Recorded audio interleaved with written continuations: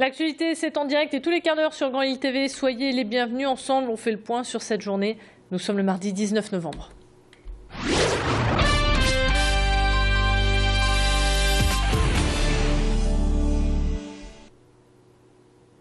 À la une de cette édition, on revient sur l'annulation du concert de Dépêche Mode. La raison invoquée était un problème de chauffage. Dans le contrat passé avec le groupe de musique, il était demandé une température de 17 degrés. Or, dimanche, il faisait 15 degrés. Cette différence a eu raison du concert. En réalité, le stade Pierre-Mauroy, comme la majorité des stades, n'est pas équipé en chauffage. L'installation mise en place pour l'occasion n'était pas suffisante. Je vous propose d'écouter sans plus tarder Pierre Ferré, qui est l'architecte du stade Pierre-Mauroy, et pour qui l'installation d'un chauffage était nécessaire. Il nous l'a expliqué tout à l'heure par téléphone. Les stades ne sont pas chauffés. Bon, par contre, les théâtres le sont. Et donc, dans la boîte à spectacle, c'était pas prévu chauffer parce que pour des raisons économiques, d'appel d'offres, etc., c'était pas prévu chauffer au départ. Donc, quand vous me parlez de plan, il n'y a pas de plan. Nous, moi, je n'ai pas de plan avec le chauffage de la boîte à spectacle puisque ce n'était pas prévu. Bon, par contre, ça a été évoqué à plusieurs reprises, effectivement, notamment par moi-même et mon associé Denis Valorde en disant « Mais attendez, quand on va au théâtre, on rajoute pas un manteau, quoi, on l'enlève ». Et les fans peuvent d'ores et déjà se faire rembourser dès aujourd'hui dans les points de vente habituels. L'actualité, c'est aussi la colère des sages-femmes. Une cinquantaine d'entre elles ont manifesté portant des vêtements noirs et blouses blanches devant l'Agence régionale de santé à Lille. Une délégation a été reçue par la direction.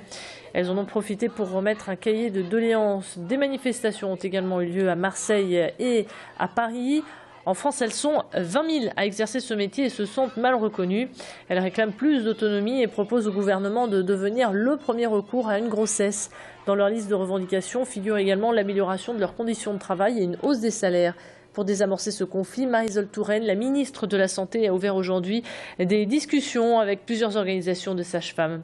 Réaction au micro de Bérénice Lemestre et Elodie Bernachon. Nous, on veut soutenir les sages-femmes diplômées. On veut être praticien de premier recours, on veut une revalorisation du salaire aussi, être sage-femme, être prise en tant que profession médicale et non en tant que profession paramédicale. Donc sage-femme est une profession médicale, comme le dit le Code de santé publique, et en milieu hospitalier, on n'est pas reconnu en tant que profession médicale et on ne trouve pas ça normal. Toujours aucune nouvelle d'Anaïs Turbet, 14 ans, cela fait 39 jours que ses parents sont sans nouvelles d'elle. L'adolescente a été vue pour la dernière fois à la sortie du collège Arthur Rimbaud à Villeneuve-d'Ascq. Anaïs mesure 1,70 m, elle a les cheveux mi-longs de couleur châtain foncé et des yeux marrons. Lors de sa disparition, elle portait un manteau noir à capuche ainsi qu'un jean foncé. Si vous avez aperçu la jeune fille, un numéro est à votre disposition, il s'affiche sur votre écran. Le tribunal de grande instance de Lille a ordonné une enquête à la brigade des mineurs de Roubaix. La solidarité est toujours au cœur de l'actualité avec le lancement de la 28e collecte de la Banque alimentaire qui démarrera la semaine prochaine. Bénévoles et consommateurs sont appelés à se mobiliser. Plus que jamais, les associations ont besoin de la générosité des nordistes, l'Europe ayant considérablement réduit les aides accordées.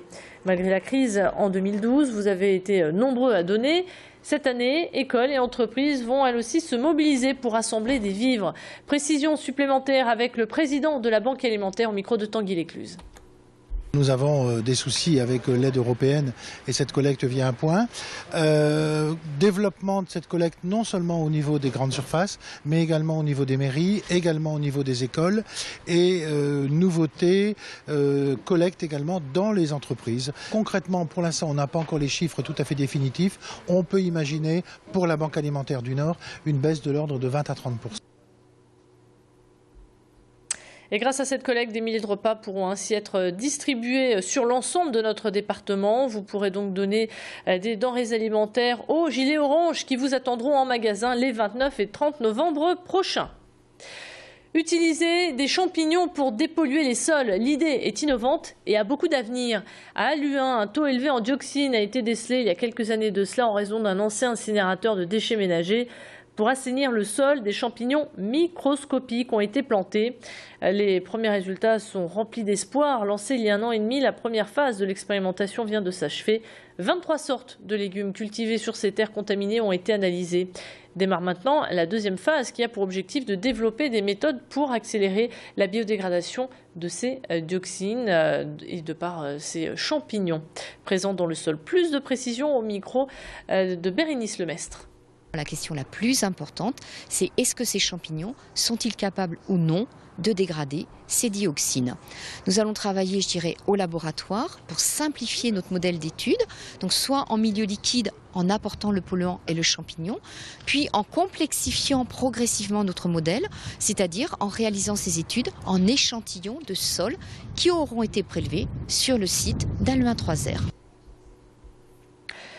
Allez, direction Comines, à l'ESAT, l'établissement d'aide, de services et de travail pour les personnes atteintes d'un handicap mental.